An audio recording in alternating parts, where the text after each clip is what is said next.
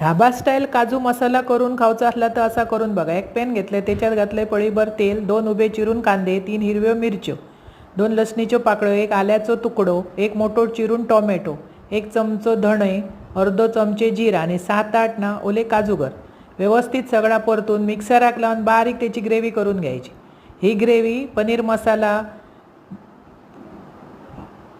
मटार मसाला तेका वापरूक शकतास। एक पॅन घेतलंय, त्याच्यात घातलंय तेल पळीभर, त्याच्यात घातलंय गरम मसालो, तो परतून घेतल्याबरोबर वाटप घातलंय, त्या तेल सुटासर परतून घ्यायचं। अर्धो चमचो हिंग, होया तितक्यात पाणी घाला आणि चवीपुरता मीठ घाला आणि वरसून ओले काजूगर सोडा। म्हणजे काजूगराची उसळ, हेका वाटप अजिबात नाही, ढाबा स्टाईल लागता। अशी करून बघा, एकदम भारी।